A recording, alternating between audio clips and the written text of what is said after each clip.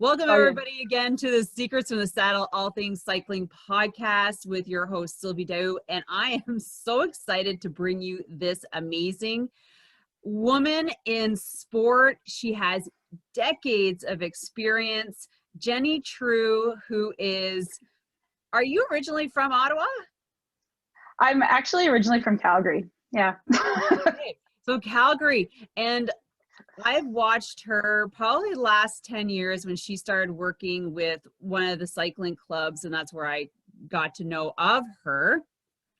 I was watching her on the sidelines, and I was always, intimidated and like in awe of her. No, you're coaching, and I'm like, just your success. So I'm so excited to have her here talking with us today and just sharing her story, about how she got started. So welcome, Jenny, and I'll just do a little intro after we get you welcomed in. So thank you so much. Oh, well, thank you for the kind words. I'm excited to be here. Everyone, I mean, how can you not love talking about cycling? And yeah, and as I said, I'm already incredibly flattered by everything you've said in the last 15 seconds. So let's give her a go. I'm telling you, like being a woman on the sidelines with her own club, like I just watched you and I'm like, wow. But now that I know your background, I'm like, geez, you had so much to give. Anyways, let's just introduce Jenny and give you a little bit of a background, and then we're going to dive into her story and how she got started. So Jenny True currently is the track cycling development coach for Cycling Canada. So she's been pulled into Milton and she's working there. So she's based out of the velodrome. Jenny moved to Milton in 2017, where she's accepted a position for working with the domestic women's development road team, which is amazing. Stay with the women. She's worked with the Cyclery Racing in Ottawa, and we're going to dive into that. Her initial portfolio was the women's track endurance NextGen program, which is what you're currently working with right now. And also she added to the program a junior program, yay, and a men's track endurance NextGen program. So this all happened the last 2 years. So she moved from Ottawa to Milton. She's now over there. She's responsible for daily coaching and the core of the NextGen athletes over there as the main coach. So welcome, Jen. So here we are I'm just going to ask, like, how did you get started in cycling? Let's go back from what I know now, a couple decades. And I'm so curious. I love hearing people's stories on how they got started into cycling. And yeah, take it away. Share Awesome. everything. Yeah, it's kind of crazy when you start thinking back to, it's been a while now. So I first got started in cycling. I got to give a big shout out to my mom for this one. I'd been a competitive swimmer and soccer player at 14, at which point I got an injury and decided I was never going to make it as a swimmer, which concerns me now when I look at 14-year-olds and I'm like, that was actually where I was at. Okay. And so I started high school when I was 15. I played on the school volleyball team, which at the time was kind of 4 days a week, which was good. But I'd come from being a swimmer where we were in the water twice a day, 3 days a week, and then for another 3 days a week, you've got 2 hours of training. So one of the challenges was that I had a lot of energy, and my mom got really sick of seeing me just kind of lazing around on the couch. So she did a little bit of digging. We lived in Calgary, and in Calgary at the time, there was a man by the name of Dan Brew who had started a junior triathlon club. In the late 90s, this was actually a pretty unique situation to be in. I think now it's not hard to find junior triathlon clubs, but in the late 90s in Calgary, it was the only one. And it was a club called Triathletics. And Dan had a history as a swim coach and had moved a big group through triathlon. So for me, that was a pretty natural kind of segue. I had moved out of swimming, as I said, because I was never going to make it, but I needed that structure. I'd grown up. I started swimming when I was 6. I'd done it for 9 years, where I was in the pool at least 3 days a week the whole time. So I was vibrating a little bit, and I needed something. So I started with triathlon. It went pretty well, pretty straight away. That summer I won Alberta Summer Games in triathlon, actually on the strength of my swim, which was kind of funny at the time. The girl who came second took twice as long in the 400-meter swim, which took me about, it was like 6 minutes or whatever, and took her like 15. So she was a much faster runner than me, but that was okay. The funny thing to me now is that summer I did some Olympic distance triathlon. So you're talking 1,500-meter swim, 40-kilometer bike, 10K run. And when you looked at it, I was one of the first women out of the water. I then took an hour 20 for my 40K bike ride. So that's averaging roughly 30 kilometers an hour. And then my 10K run was okay. Actually the worst of everything I did was the bike, which is kind of funny in retrospect. So I started working on cycling because my coach at the time was like, if you're going to be good at this, you actually have to be able to ride a bike. So over the next winter, we focused on the cycling leg of it. That spring, we were getting ready to go to a race in Saskatoon. We were getting ready to go to Bikes on Broadway for the May long weekend, which is hilarious now because after then spending time in BC, by the time you hit May long weekend, the season's like half over. But at the time, that was like the beginning of the year. And I had my mom's 1983 like down to friction shifter bike, and that's what I'd been racing on and training on, and I wasn't very good. Like that was the honest truth of it. It would have been the year that I turned 17, so it was my first year junior. And I had taken my bike into this store to get tuned up before we went to Saskatoon.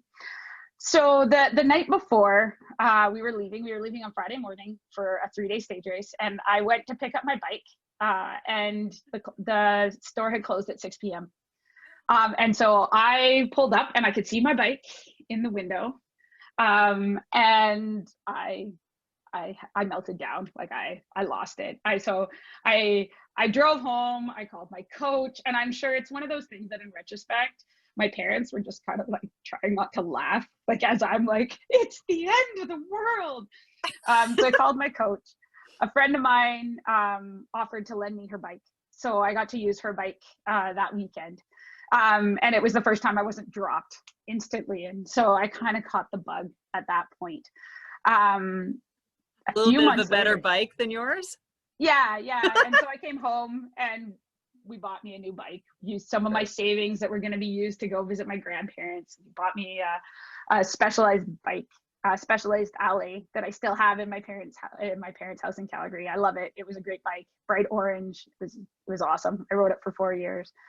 And right from the second I got it, I was like, oh, this is something, man. Changed the game, right?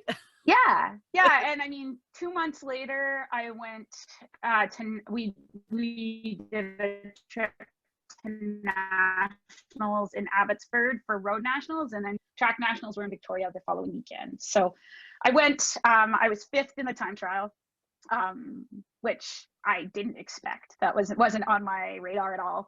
And then came home with transition to road cycling racing. Like this is no more triathlon. This is like triathlon. That's it. I'm done with that.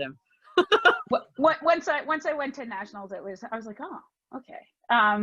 And got 3 silver medals at track nationals, and that was enough for me to be like, okay, I want to focus on this bike racing thing.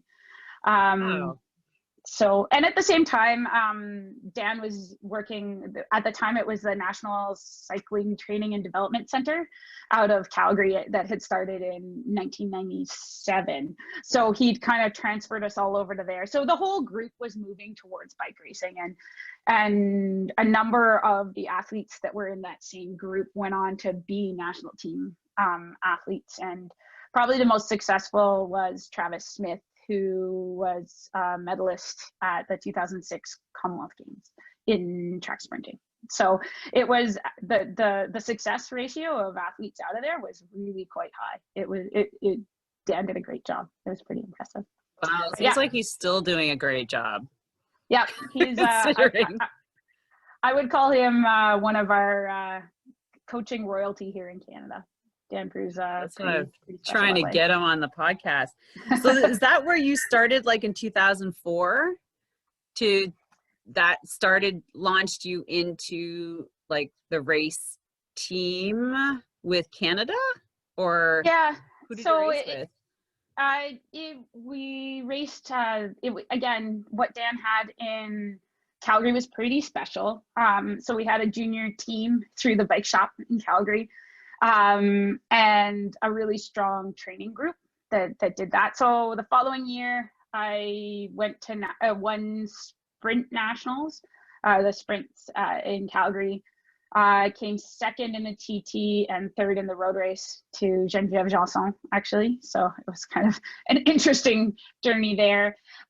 Sent me on a year of trying to be a track sprinter, which was pretty unsuccessful, if we're entirely honest.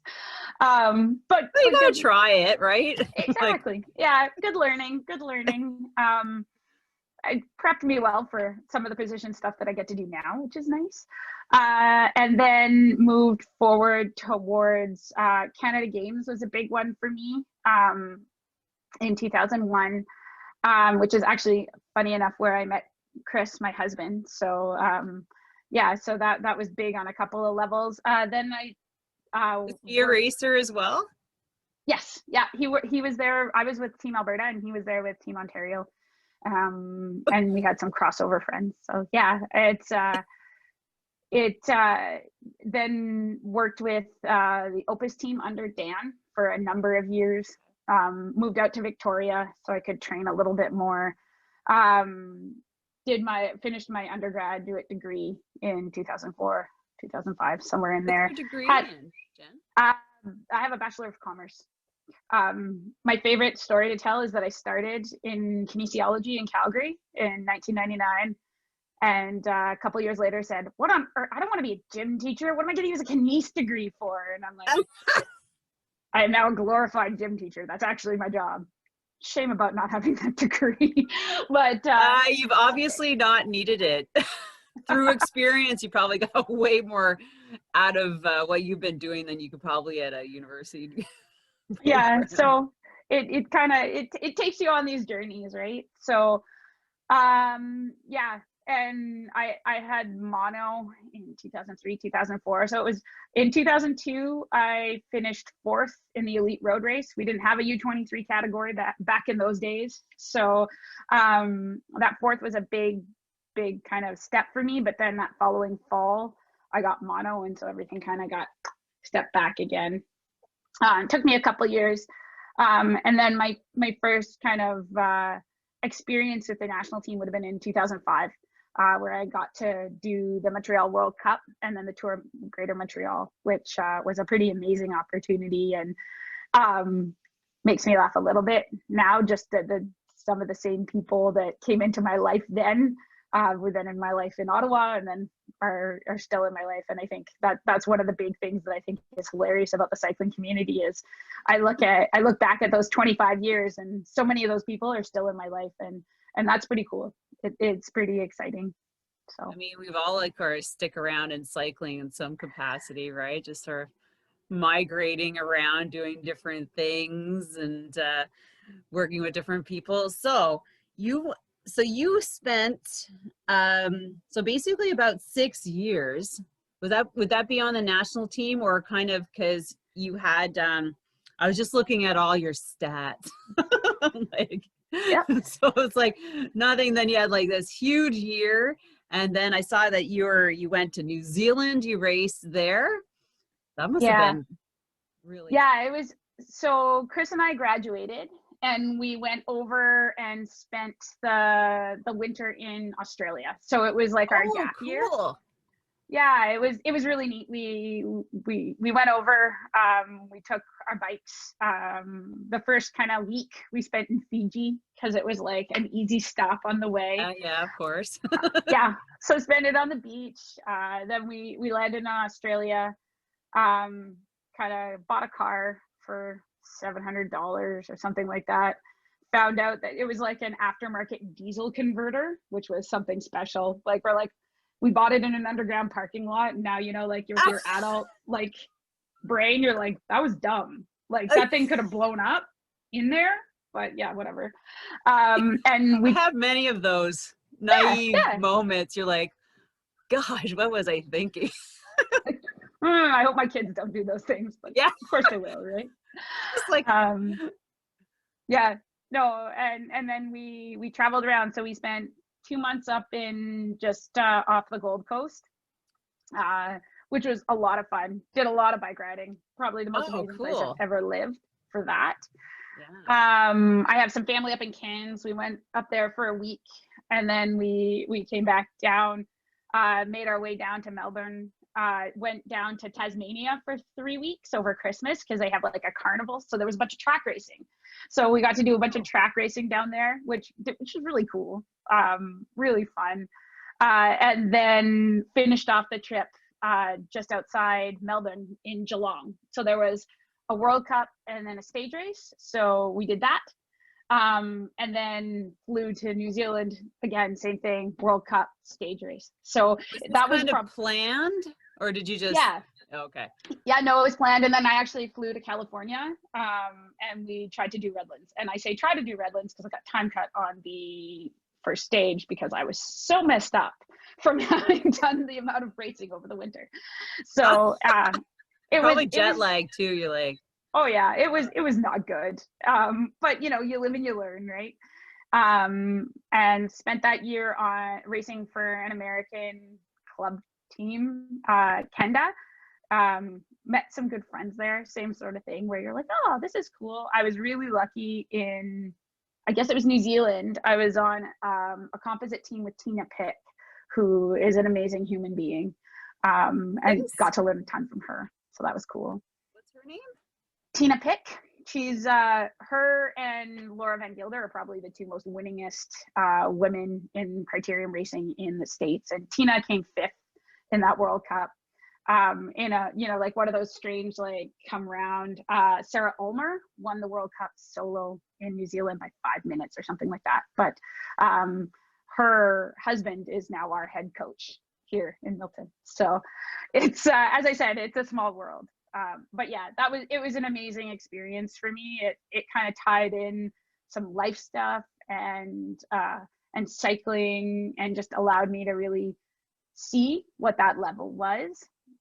I came home, as I said, I was totally rocked. I think I showed up at nationals in Quebec City and essentially sat on the curb and I may have actually started crying before we started the road race. So it was not pretty. It was not good. It was very bike racer.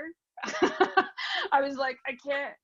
Called the season then, kind of went home. I think I called my parents. Is that where you see the DNFs beside your name? Oh yeah, yeah. Those are those. I called my mom. My mom and my sister and I were like, let's go to Mexico. We went to Mexico for a week. I took a bunch of time off. And then that's moved awesome, to Vancouver though. in the fall. So it's yeah, just kind I love that. My season's over. Let's go to Mexico. Yeah, it was non-salvageable at that point. I was pretty far gone. I love your attitude though, because it's just like, yeah, you know, I had a good time. This is it. I'm done for the season. I mean, my now mother-in-law took me to Quebec City that year, and I'm not sure she really understood what she was getting into, as I cried day in, day out for about 3 days, and she wasn't like committed to me at that point because I wasn't actually married. And my husband, Chris, wasn't with us. He had gone somewhere else. So it's, but it actually probably speaks making me cry. It's so funny. Yeah, it was.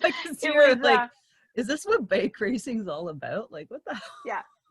Awesome. Also, really happy I didn't have daughters. Like, what is this?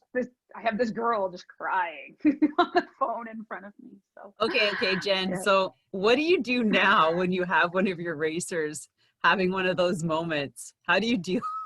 What's your good advice to them? Like, just get on your bike and keep going. Or you And sympathize. yeah, I think it's you gotta let people cry. It's my favorite story is we took a group of women to a team up to a race once, and there were 5 of them, and 4 of them were in tears for different reasons. One was really happy she'd been doing so well. One was upset that she hadn't been doing well. One was injured, and one was upset because she'd upset one of the other. Like, it was like, and my husband, again, he's with me. What is going on? Why are all these people crying? I'm like, it's just kind of, yeah. The number of tears that I've shed over my time in bike racing, it's one of those things. You give them a hug. I'm here. Talk about it. We'll deal with it. We'll move forward. So, yeah. That's hilarious. Sorry. Yep. No, it's all good. Yep. I just love your attitude around it too, because it's like, oh wow. But not that you say you didn't go out and had a great experience in New Zealand and Australia. You like come back to Canada. I'm kind of just done. Did enough racing already. Yeah, and I mean, it set me up. The following year was 2000. Was the race year was 2007. Chris and I moved to Vancouver. I transitioned coaches after, I guess it was almost 10 years with Dan. We just kind of decided that it was time to move forward. It was. I mean, all coach transitions are really tough. I've been on both sides now, both as an athlete and as a coach. But I think there are times where you're like, yep, I have infinite respect. I really like working with you, but it's time to move forward. So it was kind of the next page of my career. My kind of breakthrough at that international or North American level anyways. Raced locally in Vancouver with the Giant team. And my big breakout was I got 3rd on the NRC at the Tour of Somerville. And first was Teresa Cliff Ryan, who was a badass crit racer, and second was Kate Bates, who, again, for me, as with some track background, was a pretty phenomenal rider, as she'd been world points race champion. So I was pretty excited to be on that podium. It was the most ridiculous. Like, at the time, we were coming in. I was sitting there. I was waiting to lead out my teammate, and I heard somebody go, "Jenny, go!" So I just went. Turns out it wasn't my teammate that said that; it was somebody else. But I went and looked over, and I'm like, huh. And I crossed the line, and it's funny, you see the pictures. Teresa's got her hands in the air. Kate looks a little upset. Yeah, and I'm just kind of like, oh, what's going on? And my coach afterwards said, well, what were you thinking about in warm-up? And I was like, to be entirely honest with you, it was day 3 of 3 races. And I was stressed because when I booked my flight home, I hadn't realized that it was, because it was like race 1 is at 9, and then it just listed the races. So I was like, oh crap, how are we gonna make it back, like finish the race back to the airport? Like, I might miss my flight. So I'm paying for all of this stuff at this point, right? Like, and so I'm stressed. That's all I can think about in warm up, is that like, oh, okay, so when we finish, I'm gonna have to pack my bike, and these are the things. And of course, it's the first time in my life I finished on the podium. So not only do I have to do all these things that I was stressed about in the first place, I have to wait for podium. So this is all I can like think about, right? And I'm like, and so it's like, well, I don't even have a good story for you, coach. Like, this is where we're at. I just want to finish the race really quickly so I could go home, but now I have to stick around. Pretty much. So, I mean, the interesting thing is the coach in me now is like, oh, it's because I had a really long sprint. So this person asked me to go, and everybody was just sitting around. Because if you've ever seen Somerville, it's this really long straightaway. Like, it's like 800 or 900 meters to the finish line. Oh, and God. So it was just a drag race. And because I went from like 300 meters out, and that's actually what I was really good at, I just didn't know it at the time. I went, and nobody could come with me except for these other 2. So worked out, and we made a lot of money that day because my teammate ended up fourth, which, I mean, at the same time, maybe not the best lead out you could ever ask for. If I Like, where are you going? What are you doing? Me. So yeah, that was kind of the breakout for that year. And yeah, it was really interesting for me because the team we had at home was so tight and had so many of my best friends, and I kind of left being like, oh, I just wish my friends were there. I'm sad. Why weren't my friends there?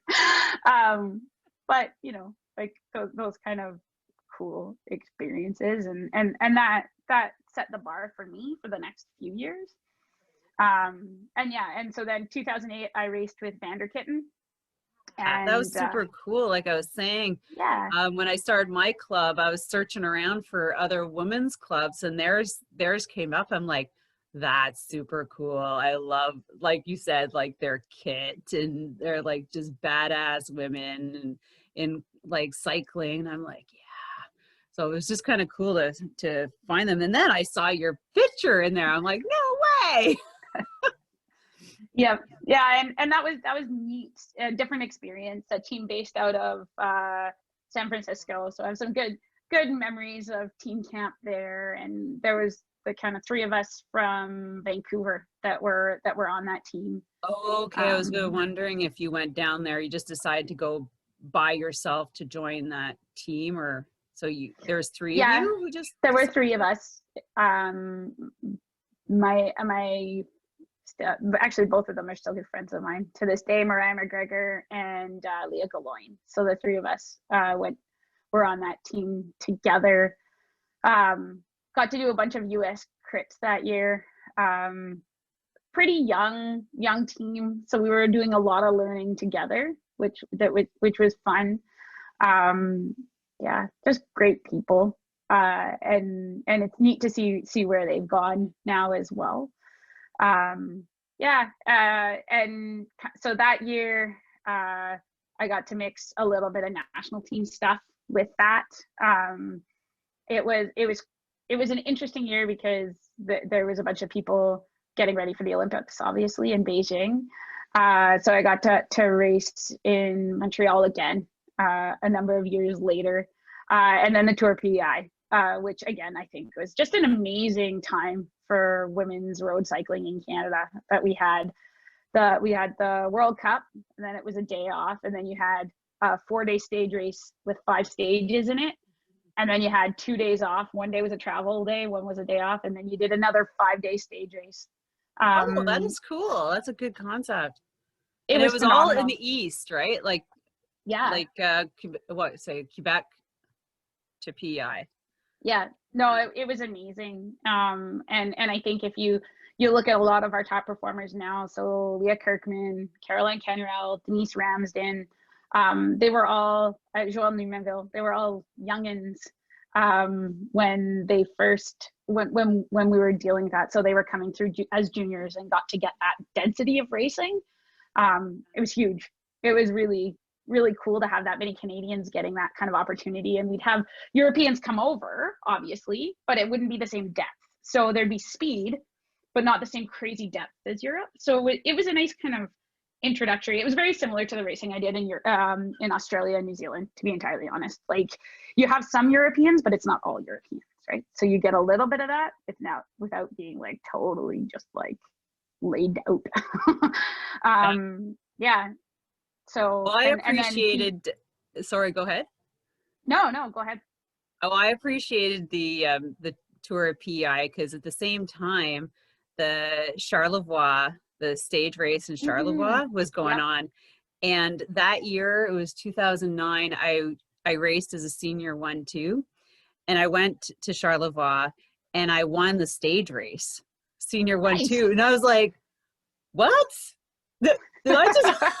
This is like, but you know, and then after the fact, I was like, oh, all the real racing girls are in PEI. So I was like, anyways, I'll take, and I came second in the crit, and I don't know, the road race is always a mess.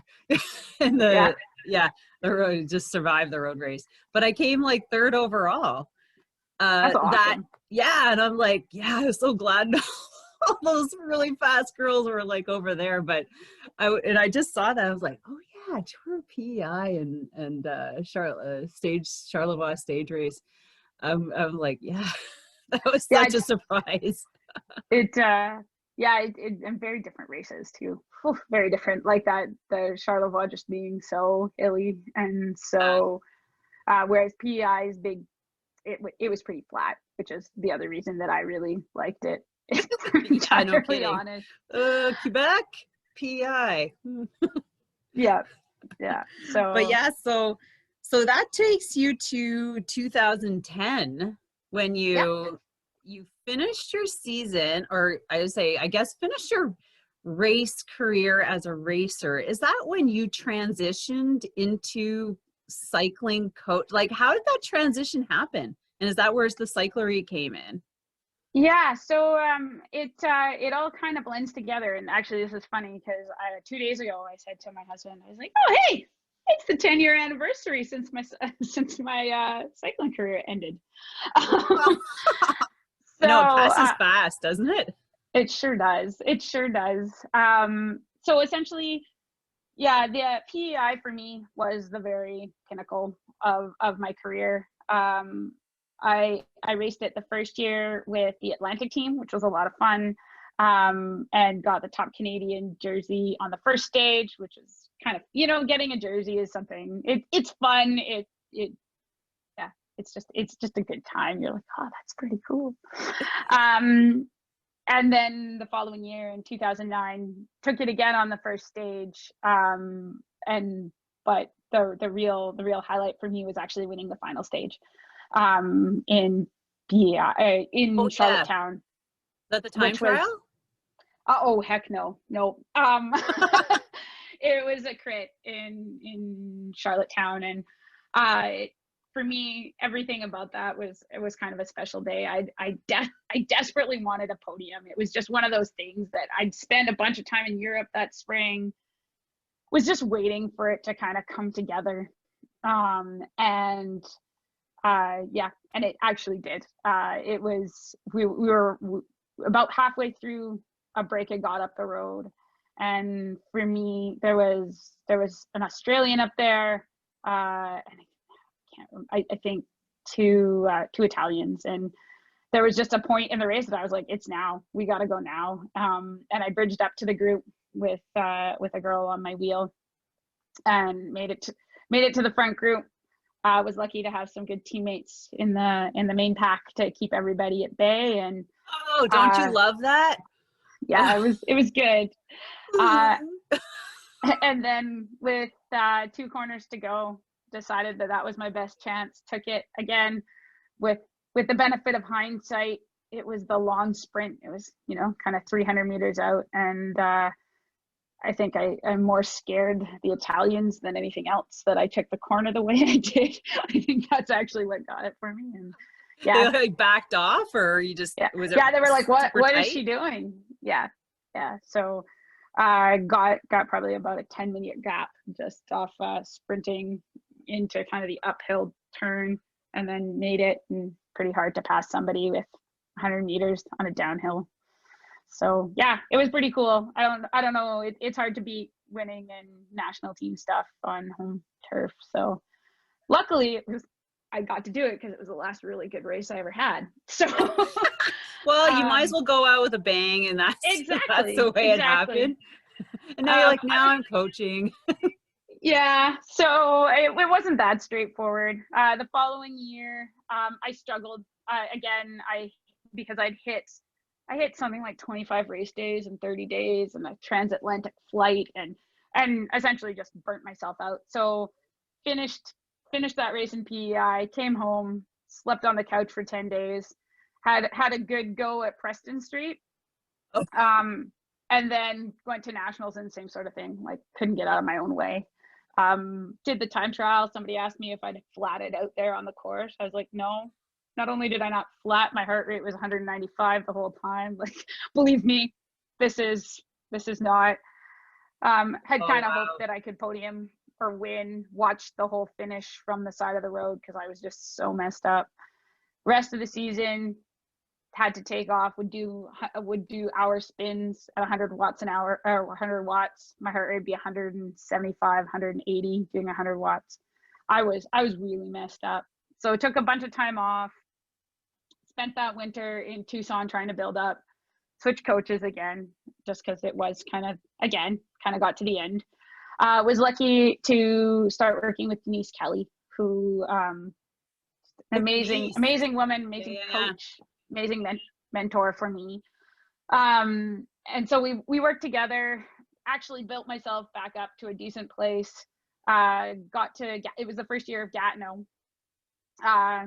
Was coming around the final roundabout in Gatineau with 300 meters to go in second wheel, and an Australian girl ripped up the inside of me with 150 psi in her tires. And I remember thinking, I don't think she can do that. And sure enough, she couldn't. Slid the whole front group out. Had somebody land on me funny and tore my my calf muscle and just put me out for the next 3 months. I tried, I fought, I tried to go to nationals. I tried to go to Fitchburg, but I didn't have the power. I just didn't have anything in my leg. So had to call the season again. We were in Ottawa by that point. So that was positive. It was good for me being in a good environment. Denise was fantastic. Went through the winter, kind of was building up as a road racer. Earlier in my career, I would do kind of half track stuff, half road stuff, but it was really obvious that the road was where I was excelling at that point. So that winter, I did a great, it was great training, different than I'd done before. I was really looking forward to the season. Went down to team training camp in March in California. And on the first day of camp, we were doing lead outs, and I went to sprint, and I had a faulty speed delay pedal, pulled out and just flipped over the bars, scratched my whole face. Actually, you can still see I have like a little bit of scarring on my face. At Preston. Yeah, knocked myself out, and I didn't knock myself out. I don't know. I came to, but apparently I was always kind of with it. And the concussion was really just the end of my career. It wasn't as straightforward. In 2011, people didn't treat concussions the way they treat concussions now. I stayed in California. My mom came down, she babysat me. I was crying every night. I was sleeping 12 hours a day. I still tried to get back on my bike. Essentially, I took a day off after being in the hospital, tried to get back on my bike. They let me, which is kind of concerning in modern times. I went home because I also separated my shoulder, and that hurt too much. So a lot of really, like, if you ever want stories on concussion mismanagement, I got them. Don't worry, I got them. Well, this makes you a good coach now, because you can. It does. Yep, like, this is what we're not gonna do. Yep. So yeah, I tried to start Redlands 2 weeks later. I was the second last starter. Kristen Armstrong was behind me. She caught me within probably a kilometer. By the time I made it back to where the team was set up, they had packed up and all left. So I actually wonder if I didn't get lost. Like, I wonder whether, like, in retrospect, they didn't wait for you. No. So, but I don't know what it was. Like, that evening I went home, did a little bit of thinking, said, "Oh, you sure you don't want to just try?" I'm like, "No, I can't. I actually can't start tomorrow." Had to call Denise at the time and say, "I can't go to Europe." And to Denise's credit, one of the most amazing things I think I learned from her as a coach, she didn't tell me I couldn't go to Europe. She made me tell her I couldn't go to Europe, which I think was true. It was pretty brilliant. But that was heartbreaking for me at the time. I kind of knew that was the end of it, but didn't really let myself believe that was the end of it until probably the following October. I was pretty desperate to get back on my bike. but was lucky enough that through that process, Don Moxley in Ottawa, I ran into him and he said, oh yeah, why don't you come out? So he let me do some That's guest where coaching I with him. remember you Yeah. starting in Ottawa is with Dawn. Yeah. So, and I remember they're like, Jenny True is coming. She's working with the OBC juniors. And I'm like, Jenny, who's this girl, Jenny True? yeah. So Dawn Dawn was huge in that. I think it gave me a little bit of purpose. I still shouldn't have been riding my bike. The actual nail in my coffin for my concussion, I believe, was probably the beginning of June. I went out for a ride with a bunch of boys and essentially motor paced them for 6 hours. And I came back and I couldn't get out of bed for a month. And so that was me. I mean, again, concussion risk management. I went to the sports doctor. She had me do a scat. She was like, normally I wouldn't let anyone with a higher score than, I think it was 10, do anything other than spin for 10 minutes. I was by myself. I heard, but you're fine. That's actually what I heard in how I interpreted it. So again, when I talk to people with concussions, when I talk to, they treat them like they're children. They're not making good decisions. Their brains are injured. Honestly, like if I'd had somebody with me to interpret that, I probably would have caused myself a lot less pain. As it is, it took 2 years to get over it. Those 2 years luckily helped me transition to cycling. So one of the things that happened was that fall, Vince from the Cyclery said, hey, listen, I need somebody to be like a rider manager for the Cyclery team, the Cyclery Racing. Would you mind doing it? Would you be interested? And at the time I didn't have a team for the following year. And I said, yeah. And I was still dead set on racing. And luckily I, with the benefit of time, kind of got there. Denise was great with me. Again, just kind of was really patient. She brought me down to a training camp in the following February, again, as kind of rider staff. And it actually wasn't until I was going down a downhill in South Carolina and just ripping it as hard as I could. And I realized that I wasn't scared and that I was okay with, like, there was nothing that was going to scare me off my bike. I said, hold on, I can't do this anymore, because if I crash again, I'm toast. And I'm not scared. I'm not going to back off. I'm a field sprinter. I'm going to crash. I can't do this anymore. This isn't healthy. So it actually took that. Chills, Jen. to get to that point. Denise, again, just giving me that opportunity to be that mentor, in that mentor position, gave me a couple opportunities to work as the coach for the junior program that summer. Dawn put me forward. My first trip was to Guatemala for Junior Pan Ams with the national team. And so, yeah, I would say that trifecta of people. So Dawn, Denise, and Vince really helped bring me forward into more of a coaching director role. And then started working with the Cyclery the following year. And it was the first year I had one of the riders tell me I couldn't tell her what to do, and I went, I think I actually can. I think that's actually my job. And then over time, Chris and I took the team and ran with it. And the first couple of years had a lot of turnover, but by year 3, we had a big, like a core group of girls that really bought into it and really focused on the team aspect. For me, it allowed me to coach, kind of develop that physiological coaching part of it. But the big part for me was always the team camaraderie. How do you get people to work well together? How do you recreate the team that I had for me in 2007? That I did something cool, but all I wanted was my teammates there.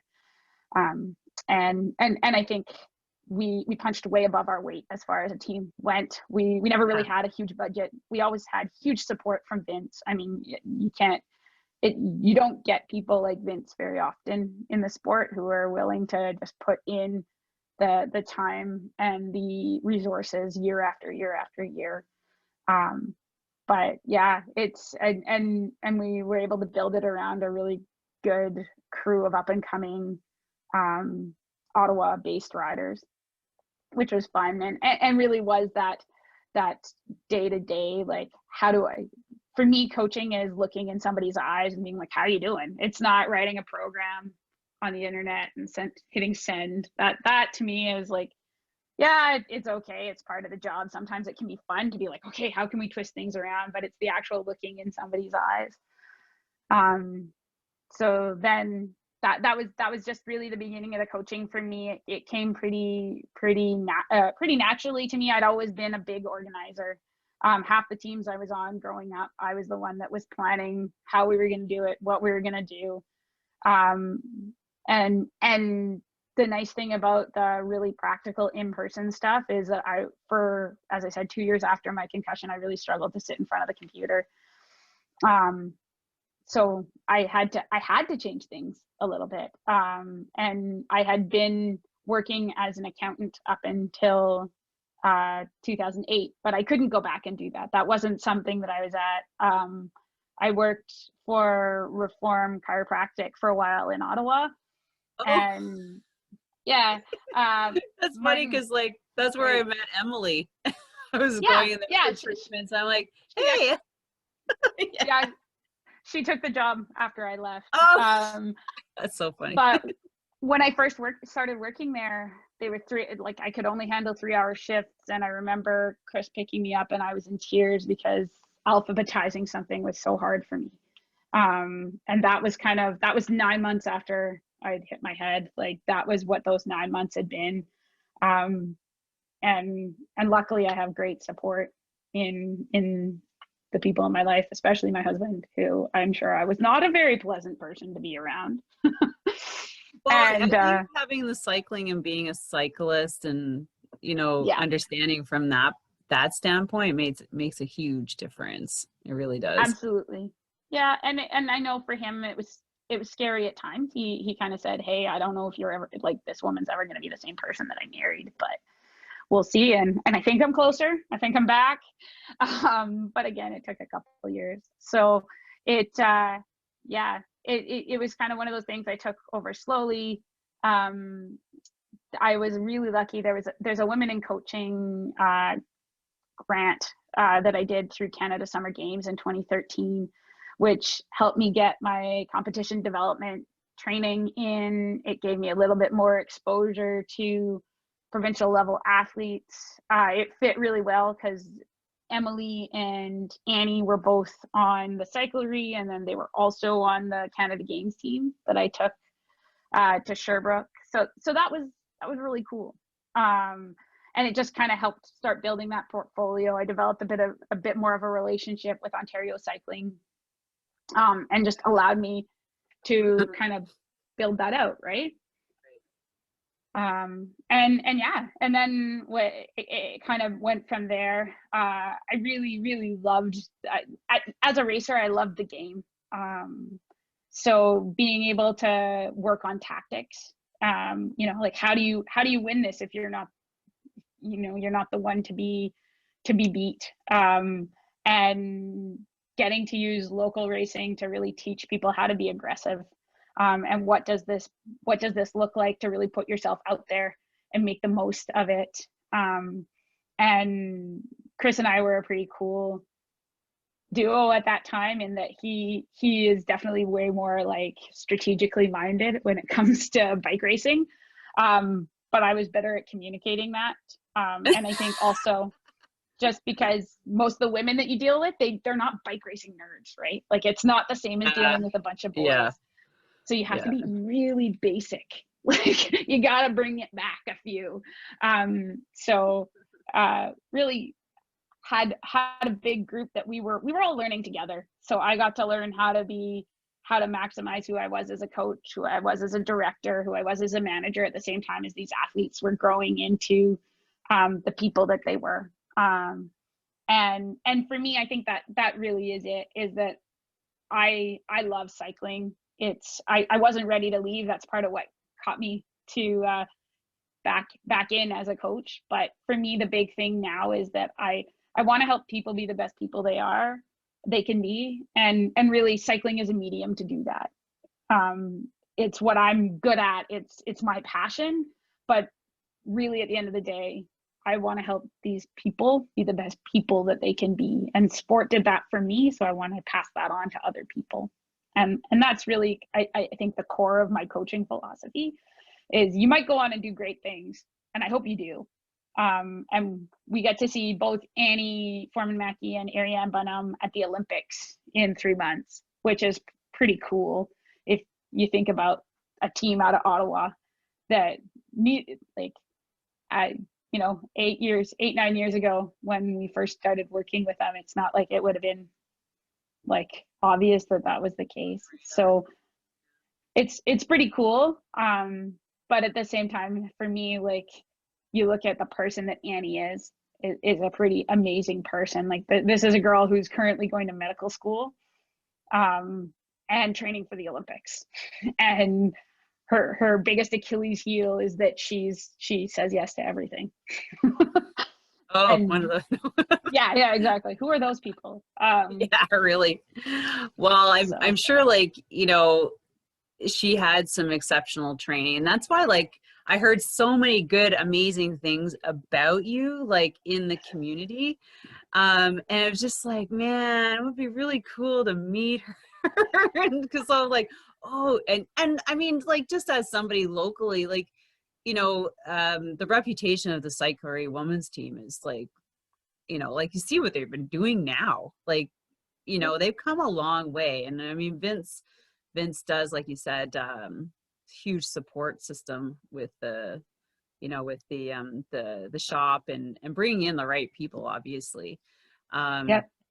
But now let's just transition quickly, because I don't want to let this slip, because, well, all great coaches and cyclists end up having kids, and then what happens, right? So I know, like, when I was racing, I had 2 kids during the time that I was A, racing, B, had to become a coach because I couldn't race, but you have 2 little ones, age 7 and 4, and of course your cat. He's my first baby, actually. Oh, I know. I love my cats too. But how did, like, because I know, like, when I had my kids, they were at different times of the year, both of them, which hit different seasons in my cycling career. Absolutely. My cycling career isn't as like accomplished as yours, but as a masters racer, I have enough little podium stuff over there to make, like, worth it. So yeah, so, like, when I had my daughter in September, so I was obviously off season, and I remember, like, when I went away for a training camp in the spring, that was the first time I left her. And when I came back, she was a totally different kid. Like, our relationship had totally changed. She totally migrated to a daddy's girl, and it was like I didn't exist anymore. It was the strangest thing. And I don't know if and then my son was born in February. So literally I raced when I was pregnant that summer, gave birth, and then he was like my sidekick on the side. So you have kind of like the similar. Yeah, they're actually this almost the exact same time of year, which is really funny, just flipped. Yeah. So Camden was born in January. Okay. Yeah. And yeah, he was my first. I'm trying to think where we were in the Cyclery arc at that point. We were actually, the team had stabilized a good amount at that point. It was kind of the first year that we had what I would consider the core that went forward. So that was Ellen, Annie, Ariane, Amélie. I'm going to feel so bad because I'm going to, but it was the first year that we had the real core of the team that is the heart of it still today, I would say. And my favorite memory from that summer was when we first told the team that I was pregnant. One of them started crying, which was adorable, like awesome. Another one asked us happiness. Yeah. Another one looked at me and went, on purpose? I'm like, well, I'm married and in my 30s. So yeah, Like, yeah, I'm pregnant on purpose. We had a few moments that spring where I just felt really gross, and Chris had to like be like, "It's okay, girls, don't worry about it. Like, she's not contagious. We're all right. Keep going." But yeah, Camden, we were racing very locally at that time. And so Camden traveled everywhere. You got pictures of him. He was just part of us at a bike race. That summer at nationals, the Amelie's parents, the Brunos, were our like super like parents that were there. So they had a trailer, and we were sitting in the feed zone, and her mom was like, "Do you want me to get a bucket that he can sit in?" It was so hot. I mean, you're standing at the side of the road. It's like 35 degrees. I've got a 6-month-old like plastered against me, right? But he was pretty good. The amount of that sort of thing. He made it we were in Beauce. He made it all the way back to Quebec City before he lost his mind. Ariane was in the car with us at the time, and he just cried and so I'm sitting there breastfeeding him while he's in his car seat until he falls asleep. So he just stops crying. But he was a trooper. The kid just traveled with us everywhere. The following year, my mom came down to California and babysat him so that we could go do Redlands, and so he just traveled. Like the year that he was 2, or was it the year that he was 2? Yeah, the year that he was 2, I figured he was 2 flights away from getting airline status because he just traveled with me. So he did 23 flight segments that year. Mine were just local, thankfully. Yeah, well, I mean, that year we traveled a lot. I was really lucky. My in-laws came to different races. My mom came to different races. The girls loved him. He was just adored by them. I think it was one of those interesting things where we were truly a family at that point in time. The team and Camden, he was like their little mascot.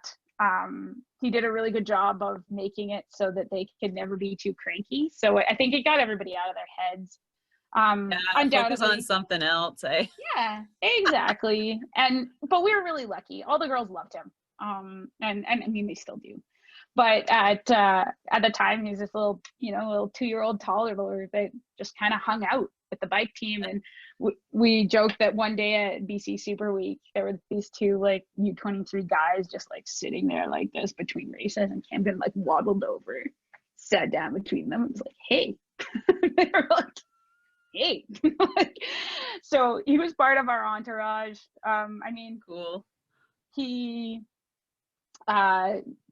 Annie won, or she was second at Gastown one of the years, and I was yelling, "Go Annie, go Annie." He's 18 months old.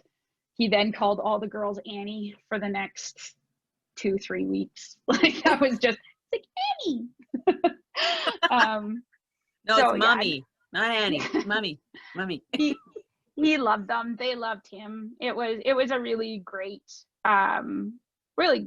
kind of, it was the village for me to help bring up my kid. I was at home doing this, and so it was a real lovely community for me to have with him. Something that I think a lot of people don't really understand. Like, it seemed really natural to me at the time. I was in charge of this. This is what I did. This is my kids coming with me. That's just what I do, right? Like, yeah. I don't see anything wrong with that. They're not. Yeah. No, I totally agree with you. It's like, I'm just gonna bring my kid with me. Like, what, really? Absolutely. Yeah. It's like, yep. It's okay. And he was really used to that, and that's what he did. And he was very worldly by the time he was 3.5 years old. Gosh, I guess so. His speech was really good, mostly because he talked with adults all the time. And even to this day, he's got a bit of swagger that way. Being around girls all the time, I can see. Exactly. Like, I mean, when we said we were moving to Milton, his only thing was, "But do I still get to see my girls?" Yes. Oh yeah, you can see more girls. There's more girls there. And what Um, about your daughter? so she was born in September, and that summer was a super successful summer. We luckily nationals in 20 was it 2015, 2016, or 2016, 2017. Anyways, for 2 years they were right at home, so that made that really easy. Gatineau was another big race right at home. Again, made it really easy. My daughter was born in September. We'd been at BC Super Week until kind of that 5 weeks before when you're not allowed to fly. So I flew home like 3 days before my cutoff, which wasn't a problem with either of my kids because they just like to hang out in there. So we weren't in any danger of having the baby early by any stretch. I remember that flight home because Camden screamed and was screaming, "I want to bite you," like the whole takeoff. And there was a family behind me that were just cracking up. They thought it was so funny, this little like 2-year-old like trying to like get at us. Then Like, yeah, exactly. So Elodie was born on Labor Day Monday, and the girls at the time, like the 7th? the 5th that year. Yeah. My daughter's the 3rd. Oh, really? That's funny. Yeah. And so yeah, it was they were down in St. Louis for a series of races, and I was kind of mobile directing, if you will, like giving them some feedback before and after. And I was in the hospital on the Monday. And they were like, "You had your baby?" "Oh yeah. You don't need to talk right now." I'm like, "Listen, I need something to keep my mind off this." LED had some complications, so we were in the hospital, and I was like, "No, seriously, let me talk belly racing all day. That's way more fun than sitting in the neonatal ICU." Yeah, like let's do this. So we got out of the hospital on the Thursday, and the Friday, the weekend was the GP CQM. So the girls were racing on the Saturday. So LED at 5 days old, we drove up from Ottawa to Montreal to watch the bike race. And I mean, I'd say she was really little, but she was born at 10 pounds, so she wasn't that little. But that was just the life that I lived, right? I was like, no, I'm way more like, I want to do something. Like, I can sit in a car or I can sit in our house. Let's get out of here and go to the bike race.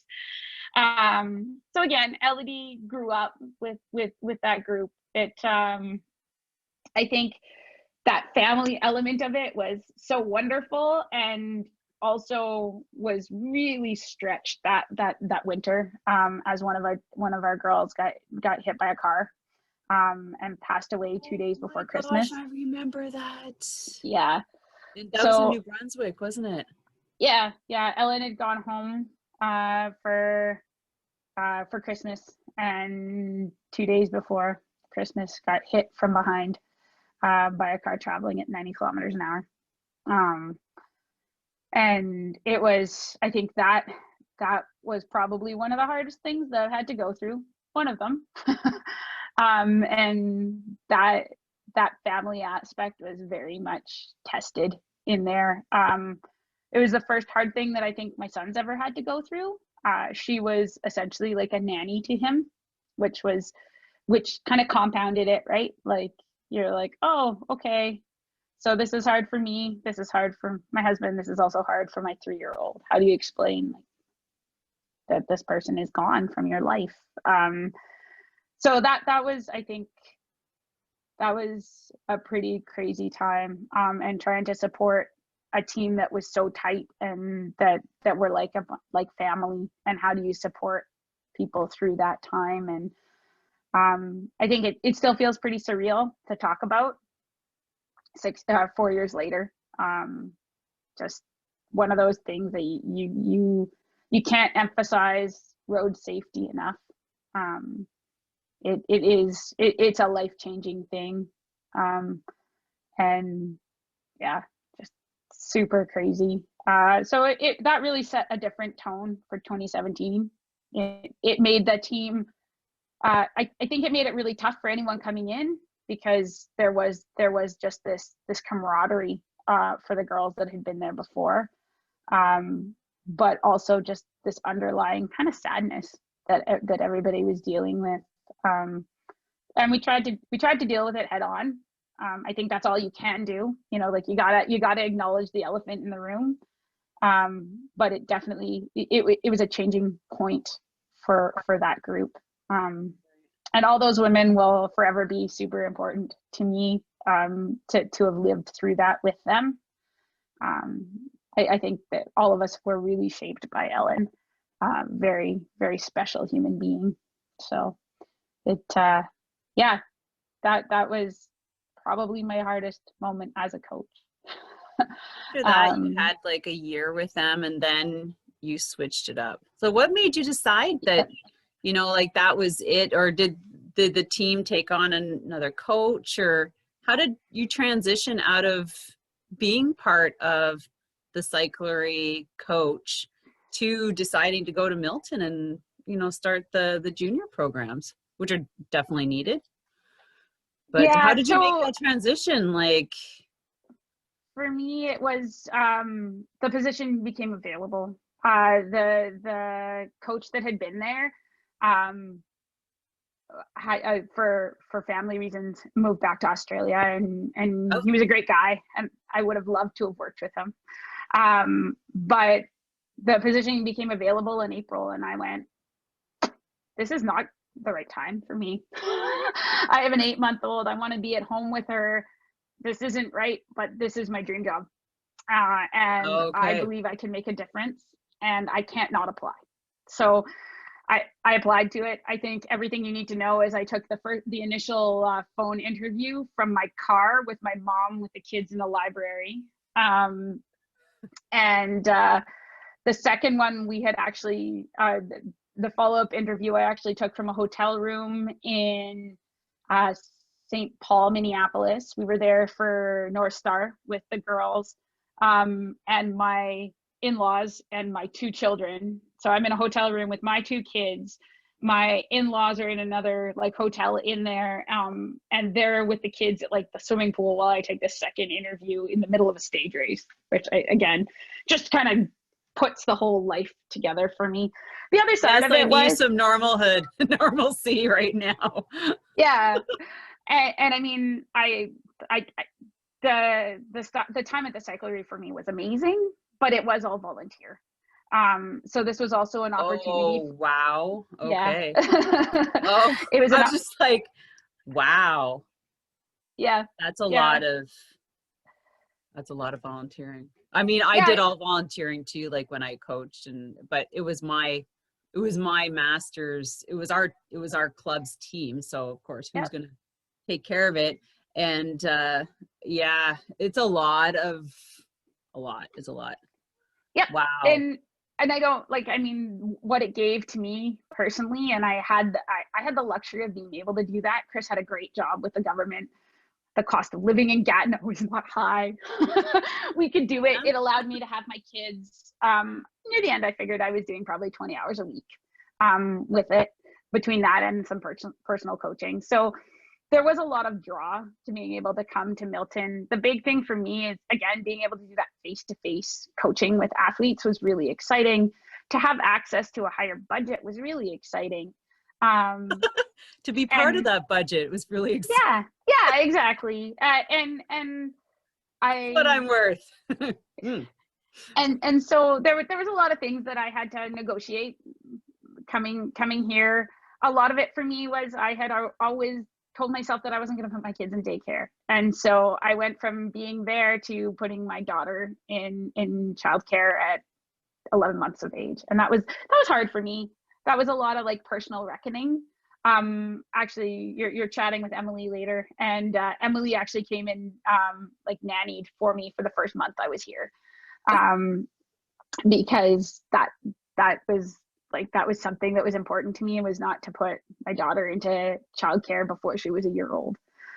She's fine. She's like the happiest, most wonderful kid in the world. Childcare was great for her.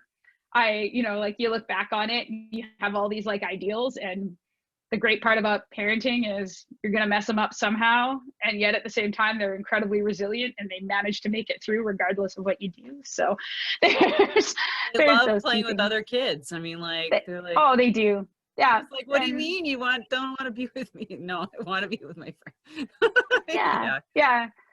And so no, and I mean, there's been challenges for sure. My time since we got here 3.5 years ago has been up and down and all over the place for sure.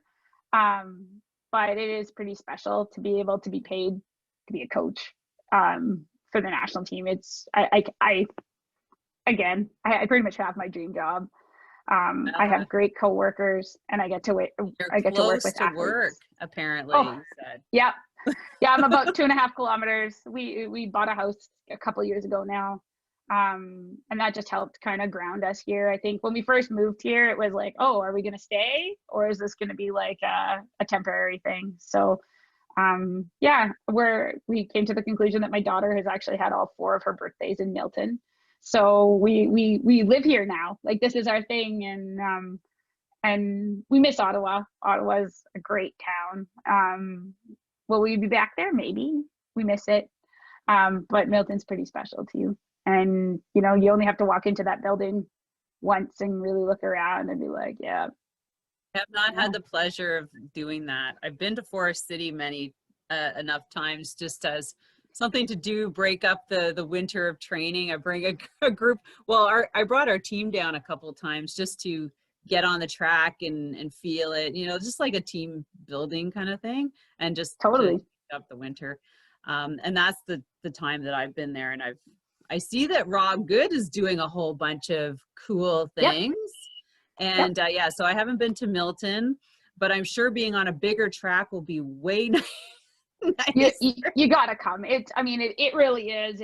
It's phenomenal. Now that I know that you're there, I might just absolutely come down and say hi, because I'm coaching a para athlete, and we're cool. Well, the race schedules, there's a couple down your way, but I'm not putting all of them on the schedule because you got to pick and choose. Absolutely. Like, it's just a lot of driving, and I get it, a lot of driving for one event, and there's more important, and then there's training for the more important, and having your little little training races and things like that. So yeah, I'll definitely make it down there. But so please do. Well, I will now. Maybe I'll put that London race time trial on the event so we can go hang out. Yeah, totally. Because that would be really fun, because I see so many pictures and I hear so many good things, and I just haven't been able to get down there. But Bromont's putting one up. Yep. They're covering theirs. They should be, I don't know when they're breaking ground. Maybe it's this year. I think it's soon. Yeah, I think soon. Yeah, that's also really exciting. Yeah. Yeah, they have a big project for that. I've been watching that too. Nicholas is one of the guys, and I'm like, yeah, he's done a fantastic job. Yeah, very cool. Yeah, he's been working really hard on that. So I guess, momhood, cycling, we'll bring it to an end. We've had some amazing conversations. There's so many areas that we could take and continue chatting, but maybe we'll just have to save it for a follow-up. Absolutely.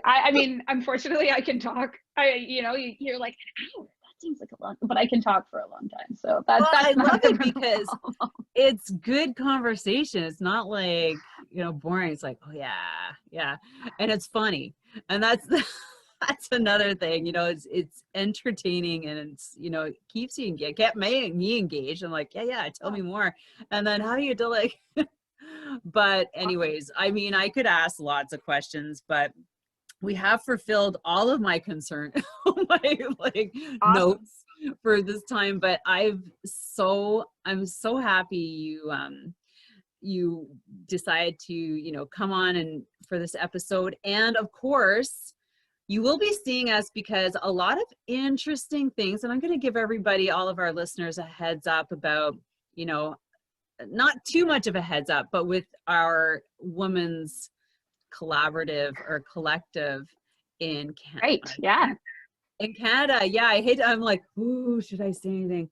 But I think this is super powerful. I don't know how you feel about this, but it gives me chills to know that there are some women the ladies who started this have pulled together, like, you know, I can't wait to see the next meeting, who's going to be in attendance, because oh my gosh, I can feel the power from this idea. I don't know about you, Absolutely. but I mean, I think women in sport, women in cycling is probably a whole separate hour for itself. But oh yeah, that's when we pretty need a exciting. couple people on here. We just Yeah, have a little bit of a panel talking about it once we get started. And absolutely.